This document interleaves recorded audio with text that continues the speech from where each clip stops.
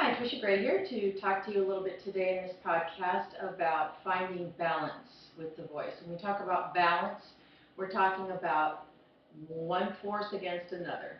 So we want to have balance between the air pressure that we're exerting upon the cords and the cords' ability to resist that air pressure. That's one kind of balance. Another kind of balance that we're looking for is the balance in registration between the lower, which we call the chest, and the upper, which is the head and the mix.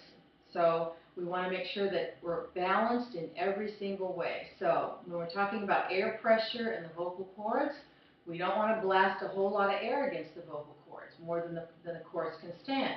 You only want to give the amount of air that is correct for your current ability to resist. So if you're really pushing hard against your cords, they're not going to be able to resist all that tension and all that pressure, and they're just going to blow open, okay? So what you want to make sure is that you don't overblow, and you don't overbreathe, and you don't over-support.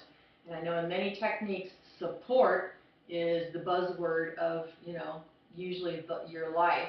Support more, support more, support more. Well, supporting more is not going to help you at all if your vocal cords don't know how to stay together or adduct.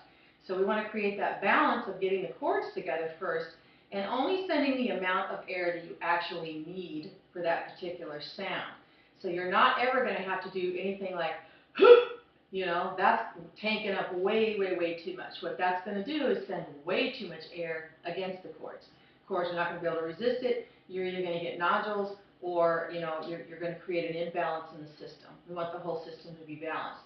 So if we just simply take a nice easy breath to the bottom of the lungs, relaxed breath, that's just fine. We don't really need to worry about, squeezing the dime or pushing down or, my favorite is when, hitting the person in the stomach and they push out and resist it. All those things are just way, way, way overkill for the ability of your vocal cords to resist. Your vocal cords are these two little tiny things right here in this little lump called the larynx, okay? And they're kind of fragile. So you want to make sure that you're not overdoing it in terms of, how much volume, how much air you blow, all those kind of things. So when you're talking about balance between the air and the cords, a great way to find that balance is to start by saying, Okay, notice the cords are together, right? Now go,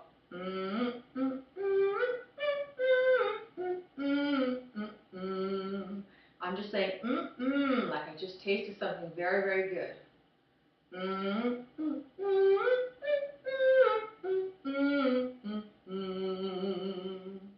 And that helps me to get my vocal cords together or adducted, right? Appropriately. We're not doing it too hard, and yet they're coming together and resisting that airflow efficiently. Okay, that creates balance in the system. You notice as well that I had balance between my chest voice going up to my head voice. It all stayed connected.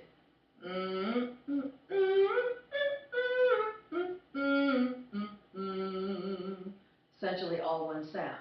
Okay?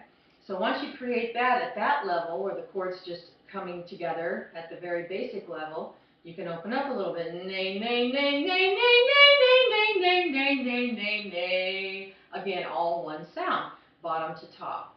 Okay, so our balance is created again between the registers, the head and the chest, and between the cords and the air. And the whole system works very well and very efficiently like that.